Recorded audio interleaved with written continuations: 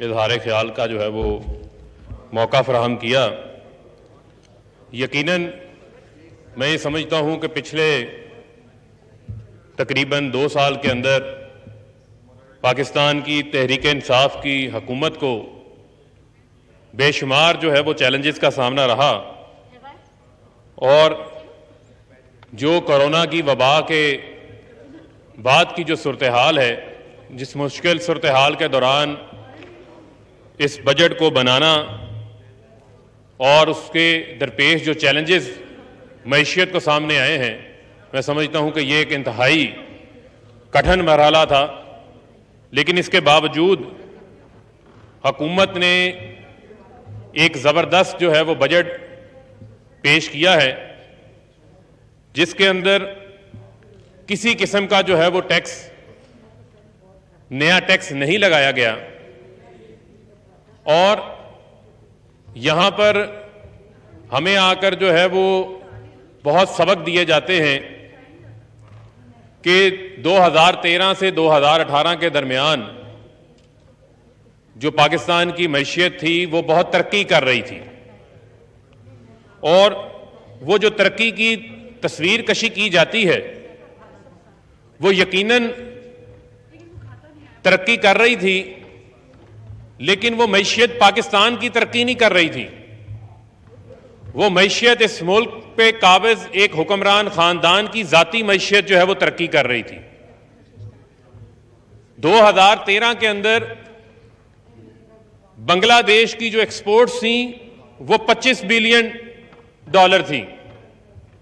पाकिस्तान की एक्सपोर्ट्स भी इतनी थी, लेकिन जो बांग्लादेश ने ग्रोथ की 2018 के अंदर, बांग्लादेश जो हमसे ही आजाद हुआ, हमारा हमसाया मुल्क है, उसकी खाली जो टेक्सटाइल की एक्सपोर्ट्स हैं वो $37 अरब थी और हमारी जो सो कॉल्ड ग्रोथ हमें यहां पर ये सुनाते हैं वो $25 बिलियन से कम होकर $23 बिलियन के ऊपर आ गई। और जबकि हुक्मरान खानदान के जो असासे हैं वो टीटियों से, मनी लॉन्ड्रिंगों से 800 गुना जो है वो ज्यादा बढ़ गए। मैं ये समझता हूं कि जिस ग्रोथ मॉडल को लेकर ये चलते रहे हैं वो क्रेडिट कार्ड ग्रोथ थी, मांगे तांगे की ग्रोथ थी, उधार की ग्रोथ थी कि एक बड़ा आसान काम है कि एक गरीब आदमी है वो किस्तों के ऊपर गाड़ी भी ले लेता है, कर्ज लेकर वो घर के अंदर जो है वो एयर कंडीशंस भी लगवा लेता है, वो कर्ज लेकर अपने बच्चों को बैरून मुल्क तालीम भी लेने भेज देता है, लेकिन उसकी बुनियादी चीज यह है कि उसकी आमदन के अंदर इजाफा नहीं हो रहा, उसका कारोबार नहीं बढ़ रहा। तो यही हाल जो है वो पाकिस्तान के साथ हुआ कि हमने कर्ज ले लेकर जो है वो पुल भी बना लिए, सड़कें भी बना ली, लेकिन पाकिस्तान की ना तो एक्सपोर्ट्स के अंदर इजाफा किया, ना पाकिस्तान की एग्रीकल्चर ग्रोथ के अंदर इजाफा हुआ, ना पाकिस्तान के अंदर फॉरेन डायरेक्ट इन्वेस्टमेंट के अंदर इजाफा हुआ। तो ये किस किस्म की ग्रोथ है आपकी, जो मांगे तांगे की, उधार की, कशकोल उठा के ग्रोथ आप करते रहे हैं? इस ग्रोथ को जो है वो कोई मानने को तैयार नहीं है। यही वजह है कि आज पाकिस्तान को एक कर्ज उतारने के बड़े चैलेंजेस का सामना है और ये कर्ज का जो मामला है ये बड़ा पुराना है। ये जो हमें आईएमएफ के ताने दिए जाते हैं, इस आईएमएफ का लहू लगाने वाले यही लोग हैं। और आज मैं आपको यह भी बताता चलूं कि एक स्कीम चली थी कर्ज उतारो मुल्क संवारो के नाम के ऊपर, लेकिन बाद में पता चला ना वो कर्ज उतरा बल्कि वो स्कीम बन गई कर्ज उतारो इत्तेफाक फाउंड्री संवारो। मैं ये समझता हूं कि पाकिस्तान के साथ जो जुल्म किया गया इस अरसे के दौरान, उसका खमियाजा आज हमें भुगतना पड़ रहा है। हम इनकी 40 साल की लगाई हुई आग को जो है वो बुझा रहे हैं और वो इतना आसान काम नहीं है। कोई इदारा उठा के देख लें, कोई ऐसा इदारा उठा के देख लें जिस इदारे को ये ठीक करके गए हो और ये हमने आके खराब कर दिया। आज मैं पीआईए की बात करता हूं, मैं फखर से बात करता हूं कि पीआईए में हुकूमत रिफॉर्म्स लेकर आई, आज उसका जो ऑपरेशनल कॉस्ट है वो ब्रेक इवन के ऊपर आ गई है। पीआईए बेहतर परफॉर्म कर रहा है और हमेशा इन लोगों ने जो है वो माफियाज को सपोर्ट किया है। ताकि बड़ा माफिया जो है वो महफूज रह सके। हर महकमा उठा के देख लें, वहां पर जिस तरीके से रेवड़ियों की तरह से सियासी भर्तियां की गई हैं, आज आपके बजट के अंदर जो है पेंशन्स और तनख्वाहें एक बराबर हो चुकी हैं। वो एक इतना बड़ा बर्डन जो है वो हमारे ऊपर मौजूद है। हमें कहते हैं कि हमने क्या अचीव किया है पिछले 2 साल के अंदर, तो हमारी फॉरेन डायरेक्ट इन्वेस्टमेंट के अंदर जो है वो इजाफा हुआ, हमारी 3% एक्सपोर्ट्स के अंदर इजाफा हो रहा है। आज एक्सपोर्टर को तारीखी रिलीफ हमने दी है। आज एक्सपोर्टर को हमने बिजली की बिल की मद के अंदर, गैस के रेट की मद के अंदर, आज हमने एक्सपोर्टर को जो इनके बने हुए रिफंड्स का जो पहाड़ था, जो एक्सपोर्टर को नहीं अदा किया जा रहा था, वो हमने अदा किया है। तो मैं ये समझता हूं कि इस वजह से पाकिस्तान की एक्सपोर्ट्स के अंदर भी जो है वो इजाफा हुआ है। और अगर आपने चाइना के मॉडल को फॉलो करना है, बांग्लादेश के मॉडल को फॉलो करना है, वियतनाम के मॉडल को फॉलो करना है, तो हमें अपनी एक्सपोर्ट्स में इजाफा करना है। और बैरून मुल्क पाकिस्तानियों का हमारे ऊपर एतमाद है, जो फॉरेन रेमिटेंसेज हैं उसके अंदर जो है वो इजाफा किया गया है। और हमें यहां से खड़े होकर ताने दिए जाते हैं कि आप जो है वो मुल्क एनडीएमए के हवाले कर दें। और भाई आपको तो खुद इस चीज का फैसला करना चाहिए, अपने दामन के ऊपर झांकना चाहिए कि आपने कौन सा एक ऐसा इदारा है जो इस मुल्क के अंदर ठीक जोड़ा है। हमें एनडीएमए का ताना देने वाले खुद जो है वो एनडीएमए की ग्रोथ लेके पैदा हुए थे। सियासत के अंदर जो है इनका अपना आगाज एनडीएमए से हुआ था। तो हमें लिहाजा जो है वो एनडीएमए के ताने न दें। हमें खूब पता है कि आपको किस किस्म का मामला जो है तंग कर रहा है। मछली पानी के बगैर जिंदा नहीं रह सकती, ये इक्तदार के बगैर जिंदा नहीं रह सकते। 40 साल इक्तदार के मजे लूटे हैं। अब अपोजिशन के अंदर इनको वही इख्तियारात जो हैं दोबारा इनको तंग करते हैं। और जो एफबीआर 26 लाख 18 लाख से 26 लाख टैक्स फाइलर्स के अंदर आपका इजाफा होता है। 17% आपके एफबीआर के टारगेट के अंदर आपकी 17% ग्रोथ थी कोरोना से पहले। 800 बिलियन हमारा टैक्स जो है वो कम हुआ। कोरोना आया, आपकी सारी इंडस्ट्री बंद हो गई, आपने लोगों को रिलीफ दिया। और सबसे बड़ी बात जो हमारा वजीर आजम इमरान खान साहब हैं, वो अपने किरदार से ये साबित कर रहे हैं। मुझे आप ये बताएं कि इस मुल्क ने देखा है, अल्ले तलल्ले भी देखे हैं, प्रोटोकॉल भी देखा है, और हेलीकॉप्टरों के ऊपर जो है वो बिरयानी की देगें मरी के उस घर के अंदर भी जाते देखी हैं। किस तरीके से हेलीकॉप्टर्स को जो है वो रक्षा टैक्सी की तरह इस्तेमाल किया जाता रहा। आज का वजीर आजम जो है वो अपने अखराजात को, वजीर आजम का हाउस के जो अखराजात 1 अरब 40 करोड़ रुपए से कम करता है, 62 करोड़ के अंदर करता है।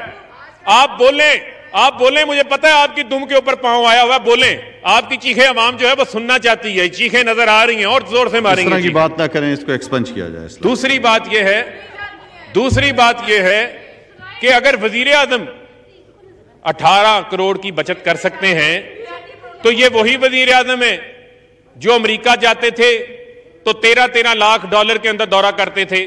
मौजूदा वजीर आजम जाते हैं $60,000 के अंदर दौरा करके आते हैं। यूएन स्पीच करने जाते हैं $1.5 लाख के अंदर करके आते हैं। प्राइवेट जेट के अंदर नहीं जाते। वजीर आजम जो है वो कमर्शियल फ्लाइट के अंदर जाते हैं, एक मिसाल कायम करते हैं।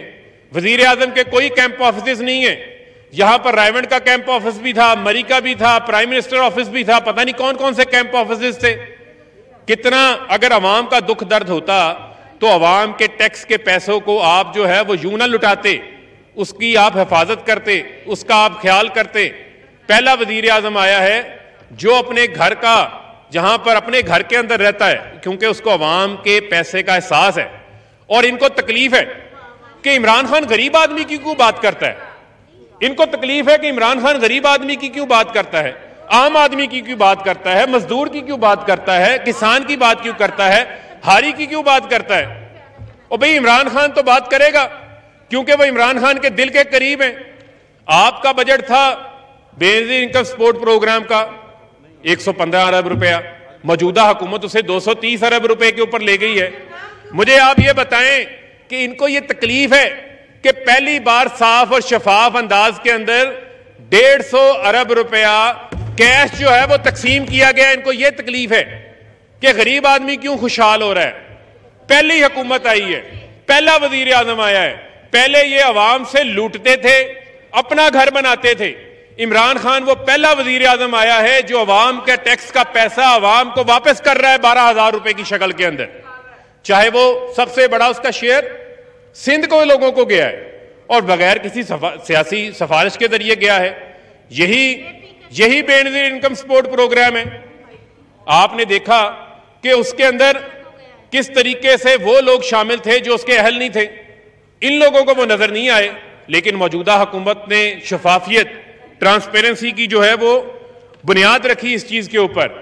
और आपको यह भी मैं बताता चलूं कि हमें जो है वो बड़े ये ताने देते हैं कि 2018 से 2020 के अंदर ये कहते हैं कि जनाब बिजली की लोड शेडिंग का आगाज हो गया। शहबाज शरीफ साहब खुद अपोजिशन लीडर खुद यहां पे खड़े होकर बैठे कह के गए हैं कि हम बिजली के कारखाने लगाते जा रहे थे, ट्रांसमिशन लाइंस के ऊपर हमने काम नहीं किया था। और भाई 2018 के अंदर भी लोड शेडिंग थी। ये पहली गर्मियां आई हैं आपकी, ना रमजान के अंदर लोड शेडिंग हुई है ना अब लोड शेडिंग हुई है। 42 रुपए जो है वो हुकूमत ने पेट्रोल की कीमतों के अंदर जो है वो कमी की है, तारीखी कमी की है। मैं समझता हूं आपको उस चीज का एहसास नहीं है। आप पाकिस्तान की इंपोर्ट्स को 62 अरब डॉलर के ऊपर ले गए थे। आज हमने जो है वो ट्रेड डेफिसिट जो था हमारा, उसको हमने कम किया है, उसको कॉन्ट्रैक्ट किया है।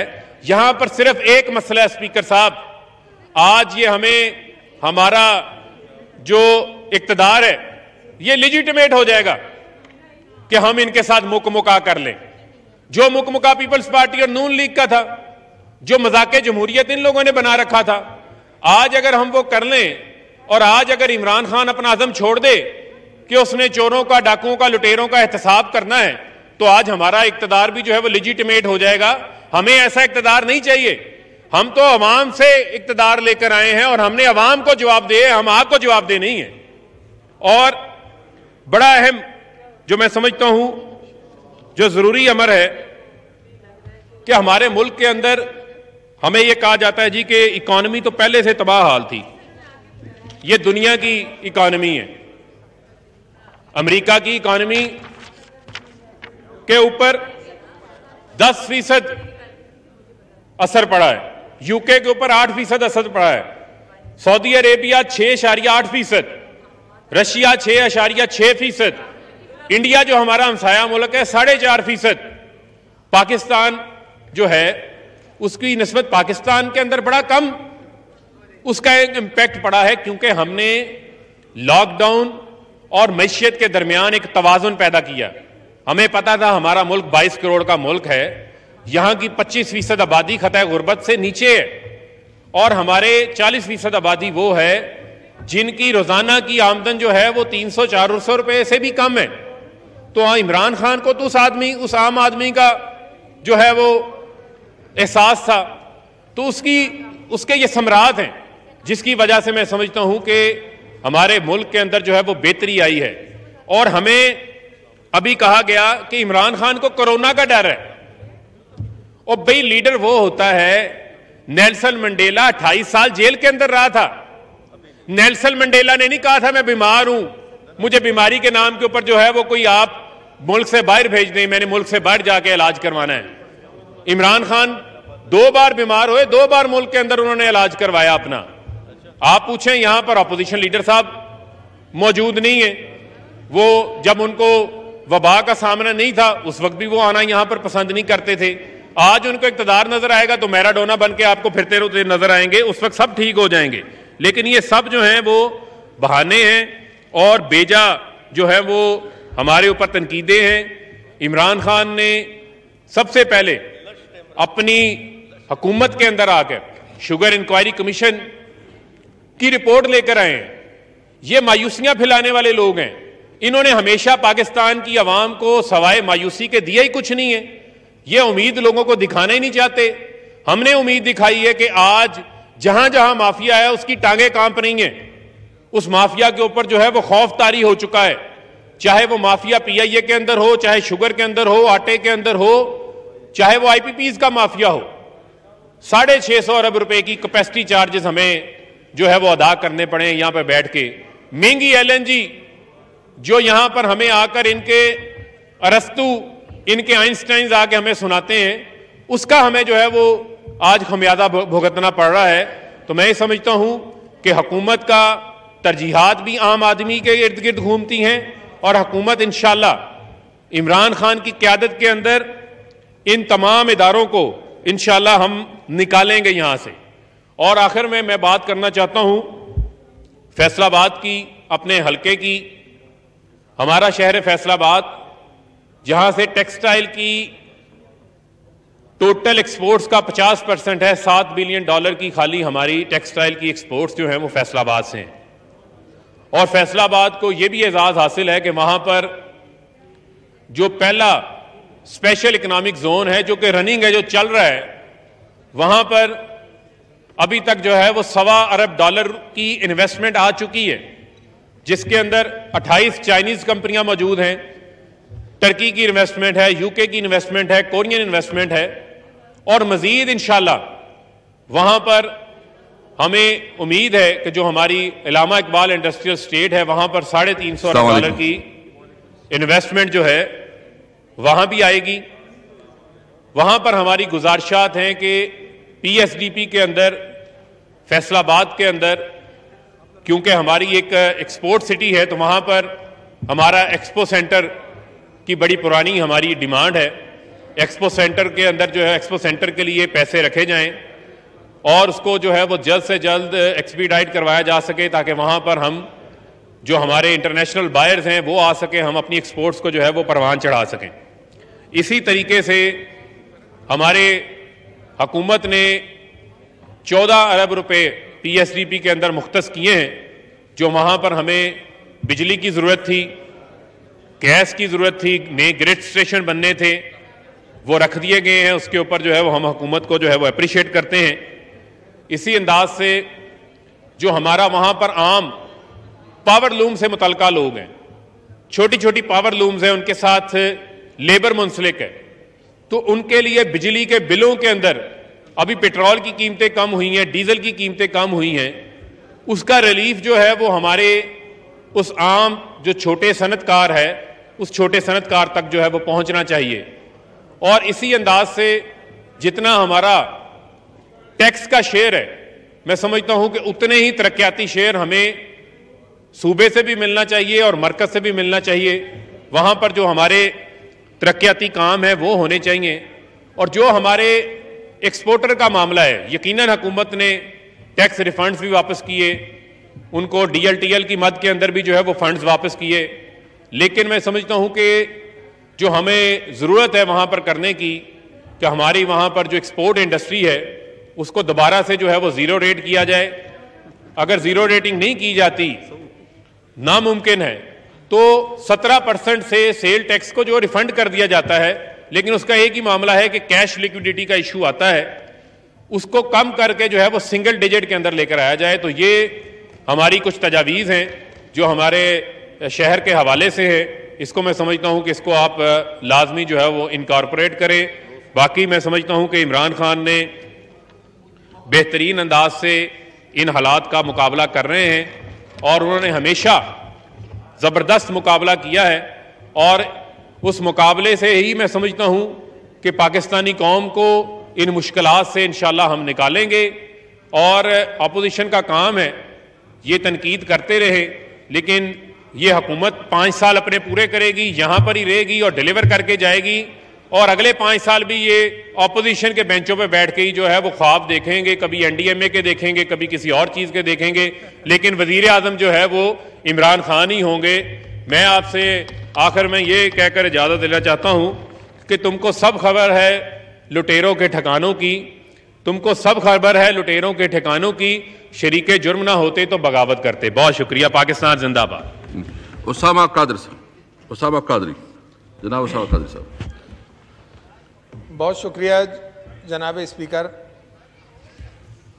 आज मैं आपकी तवज्जो एक उस मसले की जानिब दिलाना चाहता हूँ कि जनाब कराची का के इलेक्ट्रिक का इदारा और हैदराबाद में हैस्को का इदारा, उसने कराची के अवाम और हैदराबाद के अवाम की ज़िंदगी अजीरन की हुई है। जनाब वाला, इस वक्त सूरत हाल यह है कराची की